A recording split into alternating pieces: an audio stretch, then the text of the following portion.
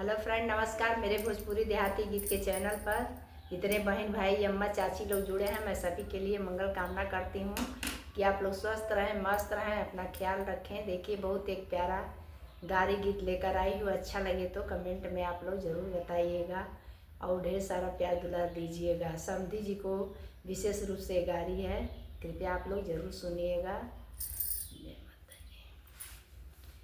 समधी का बहिन छिनरिया समधी साले भड़ुआए सखी। समधी का बहिन छिनरिया समधी साले भड़ुआए सखी। समधी साले भड़ुआए सखी। समधी का बहिन छिनरिया समधी साले भड़ुआए सखी। समधी का बहिनी छिनरिया समधी साले भड़ुआए सखी। समधी का बहिनी बड़ी रसीली। समधी का बहिनी बड़ी रसीली। बेर बेर लोगवा से लड़ावे दोनों अखिया। बेर बेर लोगवा से लड़ावे दोनों अखिया। बैली भारी जुलुमी कटरिया समधी साले भड़ुआए सखी। बैली जुलुमी कटरिया समधी साले भड़ुआए सखी।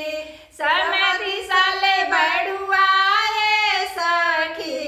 समधी का बहिनी छिनरिया समधी साले भड़ुआए सखी।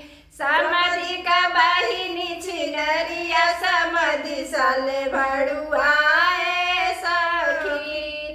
गैली छिनरिया दोहरी का मेला। गैली छिनरिया दोहरी का मेला।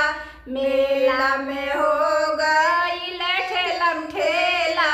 मेला में हो गई ठेलम ठेला। लुटली बहुत नजरिया समधी साले भड़ुआए सखी। लुटली बहुत नजरिया समधी साले भड़ुआए सखी। समधी साले भड़ुआए सखी। समधी का बहिनी छिनरिया समधी साले भड़ुआए सखी।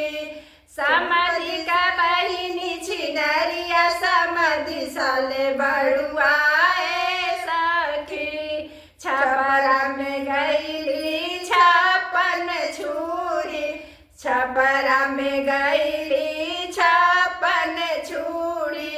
छैल छबीला काटेल मुसकी। छैल छबीला काटेल मुसकी।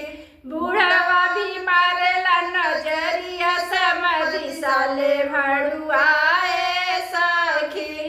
बूढ़वा भी मारेला नजरिया समधी साले भड़ुआए सखी।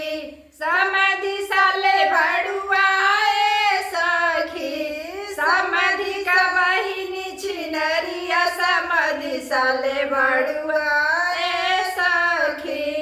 अगिया लगवली बूढ़ावा जवान में। अगिया लगवली बूढ़ावा जवान में। करफू लगवली सहारिया समधी साले भड़ुआए सखी। करफू लगवली सहारिया समधी साले भड़ुआए सखी। समधी साले भड़ुआए सखी। समधी साले